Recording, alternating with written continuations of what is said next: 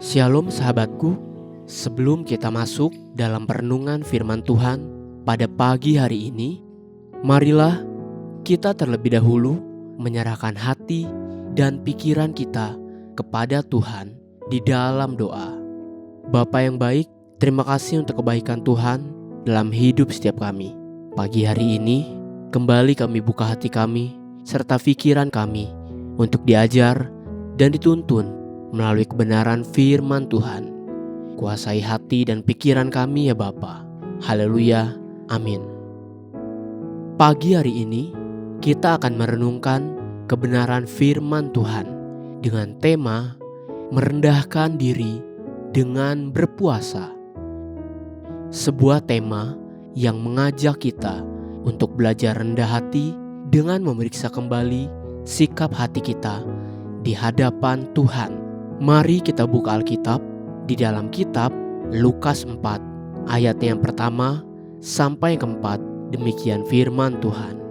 Yesus yang penuh dengan Roh Kudus kembali dari sungai Yordan, lalu dibawa oleh Roh Kudus ke padang gurun.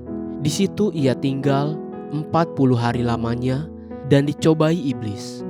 Selama di situ ia tidak makan apa-apa, dan sesudah waktu itu ia lapar. Lalu berkatalah iblis kepadanya, "Jika engkau anak Allah, suruhlah batu ini menjadi roti." Jawab Yesus kepadanya, "Ada tertulis, manusia hidup bukan dari roti saja." Pelayanan Tuhan Yesus di bumi dimulai dengan berpuasa, merendahkan diri sebelum dia melakukan apapun. Kemudian barulah ia mulai dicobai iblis. Inilah cara yang diajarkan oleh firman Tuhan untuk melatih diri kita untuk merendahkan diri di hadapan Tuhan.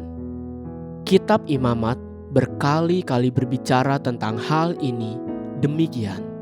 Imamat 16 ayatnya yang ke-31. Hari itu harus menjadi hari Sabat, hari perhentian penuh bagimu, dan kamu harus merendahkan diri dengan berpuasa. Itulah suatu ketetapan untuk selama-lamanya. Imamat 23 ayat 27. Akan tetapi pada tanggal 10 bulan yang ketujuh itu ada hari pendamaian. Kamu harus mengadakan pertemuan kudus dan harus merendahkan diri dengan berpuasa dan mempersembahkan korban api-apian kepada Tuhan. Bilangan 29 ayat 7. Pada hari yang ke-10 bulan yang ke-7 itu haruslah kamu mengadakan pertemuan yang kudus dan merendahkan dirimu dengan berpuasa. Maka tidak boleh kamu melakukan sesuatu pekerjaan, dan masih banyak lagi. Pada waktu kita berpuasa, daging kita akan menjadi lemah.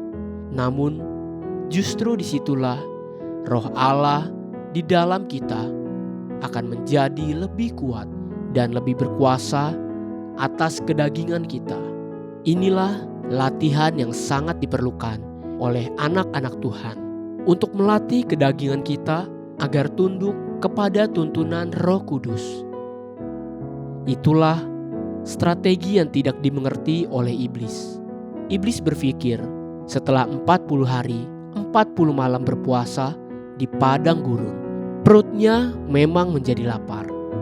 Namun, rohnya menjadi lebih kuat sehingga dia dapat menangkal semua senjata dan tipu daya iblis.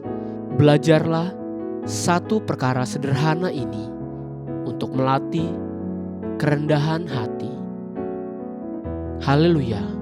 Sahabatku, biarlah firman Tuhan pagi ini menjadi terang bagi langkah kita dan kekuatan bagi perjalanan hidup kita sepanjang hari ini. Mari kita menutup renungan ini dengan doa. Tuhan yang baik, terima kasih untuk firman-Mu yang terus mengingatkan kami betapa pentingnya memiliki kerendahan hati dalam hidup setiap kami. Bapa, kami mau dan kami rindu untuk Tuhan melawat hidup kami, sehingga kami boleh terus belajar merendahkan hati kami di hadapan Tuhan. Amin. Jesus loves you and so do I.